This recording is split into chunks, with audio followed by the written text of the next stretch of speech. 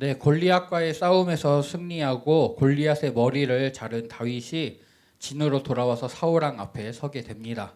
사울왕은 다윗을 집으로 돌려보내지 않고 자신을 모시게 한 다음에 또 여러 곳에 보내서 여러 가지 일들을 감당하게 합니다. 그때 다윗이 그 일들을 지혜롭게 행하니까 사울이 다윗을 군대의 장으로 삼게 되고 백성들과 사울의 신하들이 이것을 합당하게 여깁니다. 그리고 이제 블레셋과 전쟁에 출정해서 잔당들까지 다 소탕한 사울과 군사들이 다윗과 함께 이제 이스라엘 땅으로 돌아오게 됩니다. 그런데 그 전쟁의 모든 소식을 들었던 백성들이 나와서 사울 왕을 환영하는데 여인들이 특별히 노래하면서 말합니다. 사울이 죽인 자는 천천히요, 다윗이 죽인 자는 만만히로다. 그런데 이 말이 사울의 마음을 상하게 합니다. 자기보다 다윗을 더 높게 여기는 그 말로 인해서 사울의 마음이 상하고 심히 불쾌하고 분노 가운데 다윗을 주목하여 보게 됩니다. 그리고 이튿날 악령이 사울에게 내려서 사울이 정신없이 떠들어대니까 다윗이 평소처럼 수금으로 사울을 치료하고자 하는데 사울이 창을 던져서 다윗을 죽이려고 합니다. 이제 다윗은 그것을 피하고 이제 하나님께서 다윗과 함께 하시는 것을 보고 사울이 다윗을 두려워하여서 자신을 떠나게 해서 군대의 장관으로 세우고 하는데 그로 인해서 다윗이 지혜롭게 행하니까 백성들의 마음이 완전히 다윗에게로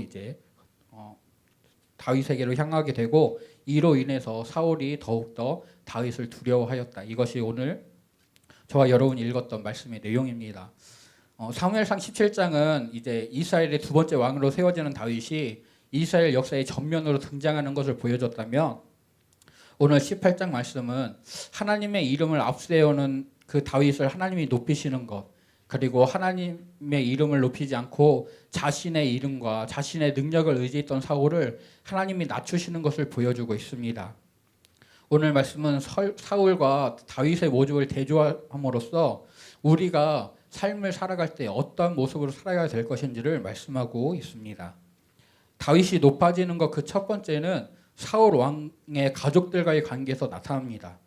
사울은 다윗을 두려워해서 다윗을 죽이려고 했지만 사울의 자녀들은 다윗을 사랑하고 그를 인정합니다. 특별히 18장 1절은 사울의 첫째 아들 요나단이 다윗을 자기 생명같이 사랑하였다라고 말씀을 하고 있습니다. 하나님께서는 다윗에게 기름 부으셔서 그를 왕으로 세우실 것을 작정하셨지만 아직 백성들은 그것을 모르고 있었고 사울이 죽고 나면 그 아들 요나단이 왕위를 이을 것이라 생각을 하고 있었습니다. 그런데 다음 왕위를 이을 요나단이 자신의 겉옷을 벗어서 다윗에게 주고 또 군복과 칼과 창과 활을 다윗에게 주었을 때 그로 인해서 다윗의 사회적인 신분이 높아지게 됩니다. 그리고 사울의 딸 미갈이 다윗을 사랑합니다. 그래서 다윗이 미갈과 결혼하게 되므로 목동 출신의 군인이었던 다윗이 이제는 왕가의 일원으로 권력의 중심으로 들어가게 되는 것입니다. 사울의 가족이 다윗을 인정하고 사랑하게 됨으로써 이제 다윗의 신분이 높아지고 그의 지위가 높아지고 하나님의 높아지게 하시는 것을 경험하게 됩니다. 그리고 다윗의 높아지는 것 두 번째는 백성들과 사울의 신하들이 다윗을 인정하는 것입니다. 사울이 다윗을 군대의 장으로 삼았을 때 다윗이 맡은 일들을 지혜롭게 행하였고 이로 인해서 백성들의 사랑을 받게 됩니다. 백성들과 사울의 신하들이 다윗의 그 위치에 있는 것이 합당하다 여기게 되는 것이죠. 오늘 저희가 읽었던 16절 말씀을 보면 온 이스라엘과 유다가 그 백성들이 다윗을 사랑하였다라고 말씀을 하고 있습니다. 사울도 기름 부음을 받고 나서 왕이 됐을 때 암몬과의 전쟁을 통해서 그 능력을 인정받게 되고 백성들이 사울이 왕으로 세워졌던 것을 기뻐하게 됩니다. 그리고 다윗도 골리앗과의 싸움에서 승리함으로 그 능력을 인정받게 되고 그가 여러 가지 일들을 지혜롭게 행하는 것을 통해서 백성들의 마음을 얻게 되는 것이죠. 그렇게 백성들의 인정을 받고 사울의 신하들의 인정을 받음으로 다윗이 높아지게 됩니다. 다윗이 높아지는 것 세 번째는 적군인 블레셋에게서도 인정을 받는 것입니다. 18장 30절 말씀을 보면 이스라엘과 블레셋이 싸울 때마다 다윗이 사울의 다른 신하들보다 더 지혜롭게 행하였다고 말씀을 합니다. 이로 인해서 다윗의 이름이 심히 귀하게 되었다 말씀합니다. 여기서 귀하게 되었다는 것은 영광을 받았다, 존경을 받았다라는 뜻입니다. 적군에게까지 그 명성을 떨치게 되고 존경을 받을 정도로 하나님께서는 다윗을 높이셨던 것입니다. 그의 사회적인 위치와 신분이 높아지고 백성들의 사랑을 받고 적들에게도 명성을 떨치는 이런 높아짐을 다윗이 경험하게 되는데요. 오늘 말씀은 다윗이 그렇게 높아졌던 이유를 다른 것이 아니라 다윗이 지혜롭게 행하였다, 하나님이 그와 함께 하셨기 때문이다 라고 말씀을 하고 있습니다. 지혜는 하나님의 성품입니다. 하나님의 속성이죠. 성경은 여러 군데에서 지혜는 하나님에게서만 얻을 수 있는 것을 말씀하고 있습니다. 특별히 잠언 1장 7절은 여호와를 경외하는 것이 지식의 근본이다 라고 말씀하고 있습니다. 또 욥기서 28장 28절을 보면 사람들에게 말씀하셨다. 보라, 주를 경외하는 것이 지혜요, 악을 떠나는 것이 명철이다 라고 말씀하고 있습니다. 즉 하나님과 함께할 때 지혜를 얻게 되고 지혜로운 삶을 살 수 있다는 것입니다. 하나님이 다윗과 함께 하셨고 하나님이 다윗과 함께 하심으로 인해서 다윗이 지혜롭게 행할 수가 있었던 것입니다. 그리고 그렇게 지혜롭게 행함으로 다윗은 하나님이 높여주시는 것을 경험할 수가 있었습니다. 그리고 다윗은 그렇게 높아졌던 가운데도 그의 마음이 변하지 않습니다. 골리앗을 이기고 나라를 구한 영웅이 됐을 때 자신을 뽐내지 않습니다. 백성들의 인정을 받고 백성들의 사랑을 받아도 그 이름이 존귀해져도 그는 교만하게 행하지 않습니다. 다윗은 자기가 이룬 일들이 자신의 힘이나 능력으로 된 것이 아니라 바로 하나님의 이름을 앞세웠기 때문에 하나님의 능력을 의지했기 때문에 된 것임을 잘 알고 있었습니다. 하나님이 자신과 함께 하시기에 자신이 그렇게 되었다고 인정을 할 수가 있었던 것입니다. 그런데 하나님이 다윗을 높여주시는 것과는 별개로 하나님께서는 사울을 아주 낮추시는데요. 사울 왕은 왕을 세워달라는 이스라엘 백성들의 요구에 의해서 왕이 되었습니다. 이스라엘 백성들은 자신들 앞에 나가서 군사를 이끌고 나가서 전쟁을 수행할 왕을 원했고, 하나님은 이스라엘 모든 백성들보다 어깨 위만큼 키가 더 큰 사울을 왕으로 세우셨습니다. 그런데 사울은 정작 자신을 왕으로 세우시고 자신을 택하셨던 하나님을 버리고 하나님을 떠나고 백성들을 자신의 왕위를 유지하기 위해 백성들의 말을 따라 나라를 다스립니다. 결국 하나님은 사울을 버리시고 하나님의 영이 사울을 떠나게 됩니다. 하나님이 사울과 함께 하시지 않으니까 그의 마음을 지키지 못하고 사울이 점차 나락으로 떨어지게 됩니다. 본문은 사울과 다윗을 대조하면서 다윗은 지혜롭게 행했는데 사울은 그렇지 못했다라고 말씀하고 있습니다. 물론 사울도 자기 자신을 위해서 지혜를 사용하는데 그것은 결국 자신의 만족을 위한 관계로 남을 뿐입니다. 사울은 다윗을 자신의 큰딸과 먼저 결혼을 시키려고 합니다. 그러면서 다윗에게 그 지참금으로 너는 블레셋 사람들과 용감하게 싸우라고 요구를 합니다. 그런데 다윗은 내가 무엇이며 우리 집이 이 나라에서 무엇인데 내가 왕의 사위가 되겠습니까? 라면서 자신의 신분과 지위가 낮음으로 나는 왕의 사위가 될 수 없습니다 라고 말합니다. 그래서 사울은 자신의 큰딸을 다윗이 아닌 다른 사람과 결혼을 시킵니다. 그런데 또 다른 딸 미갈이 다윗을 사랑하는 것을 알고는 이제 사울이 다윗을 블레셋 손에 죽게 하고자 블레셋 사람의 포피 100개를 지참금으로 요구를 합니다. 그러면 결혼을 시키겠다고 하죠. 근데 다윗은 블레셋 사람의 포피 200개를 가지고 와서 그것을 지참금으로 내고 이제 미갈과 결혼을 하게 됩니다. 다윗은 하나님과 함께했고 또 하나님이 주신 지혜로 자신의 일들을 감당을 했습니다. 그리고 사울의 자녀들이, 사울의 신하들이, 또 백성들이 다윗을 인정하고 사랑하였습니다. 그의 신분과 지위가 높아지고 그 이름이 존귀하게 된 것, 바로 하나님이 높이셨기 때문에 그렇게 되었습니다. 그런데 다윗이 높아지면서 사울은 낮아집니다. 사울에게 머물던 자녀들, 신하들, 백성들의 마음이 사울에게서 떠나고 다윗에게로 옮겨지게 됩니다. 사울은 자기의 왕위를 위협하는 다윗을 질투하면서 분노하고요. 그 마음이 변화해서 두려움으로 바뀌게 됩니다.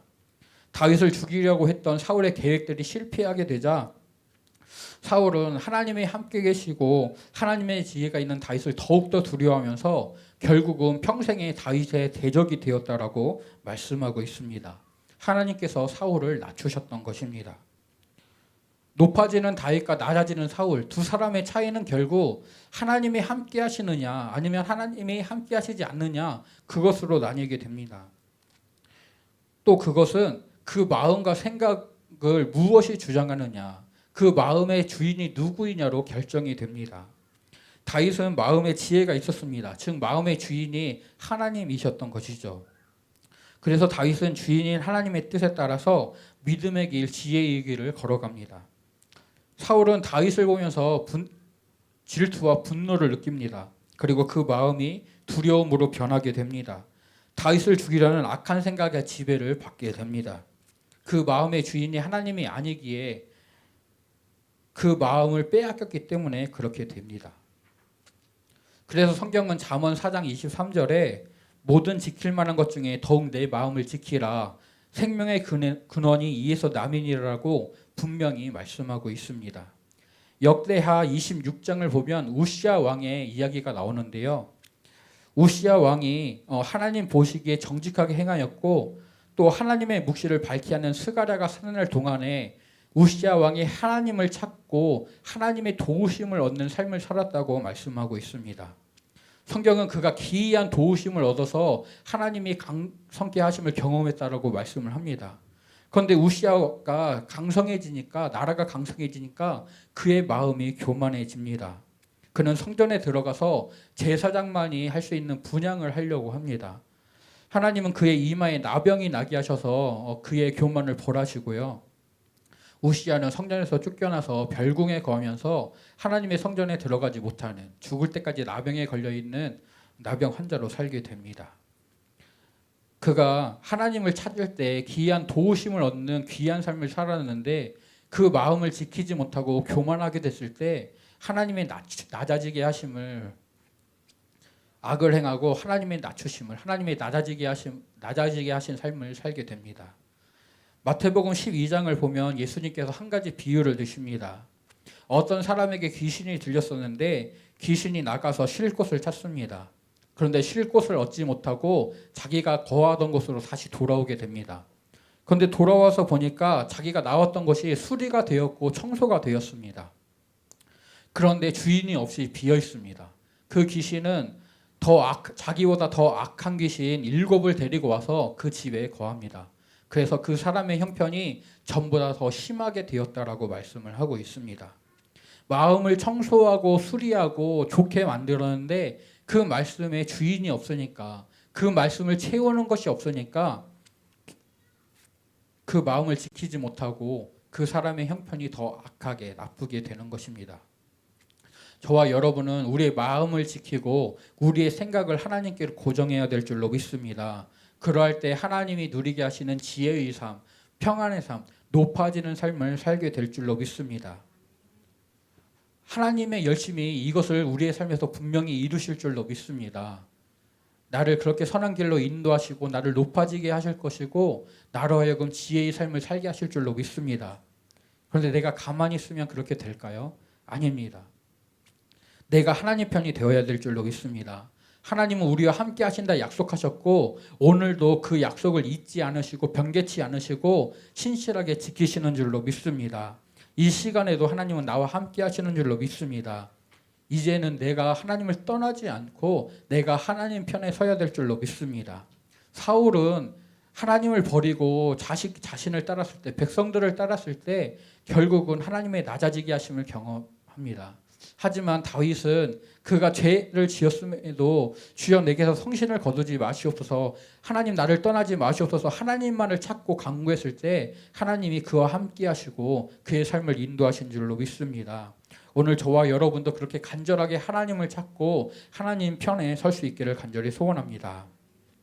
하나님께 버림받은, 그리고 하나님이 떠나가신 사울의 모습을 보면서, 또 사울의 그런 낮아졌던 모습들을 보면서 하나님이 함께 하심으로 지혜롭게 행하고 높아졌던 다윗의 삶을 보면서 오늘 저와 여러분은 하나님 편에 서고 또 하나님과 함께하기를 결단하고 그런 믿음의 삶을 살아가야 될 줄로 믿습니다.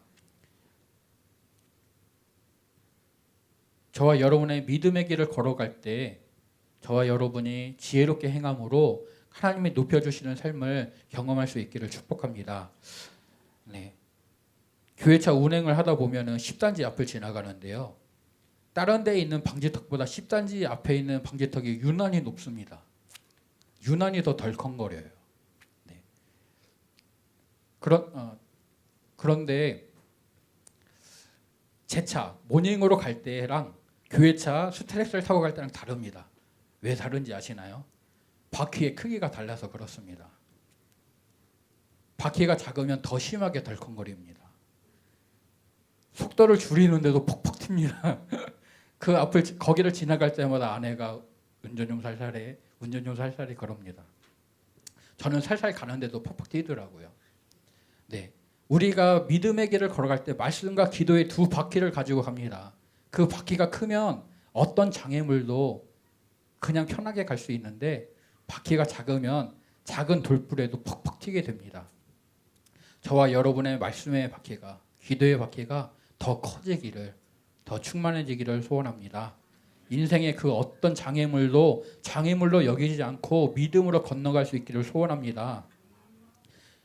그렇게 더욱더 몸부림치는 저와 여러분이 됐으면 좋겠습니다.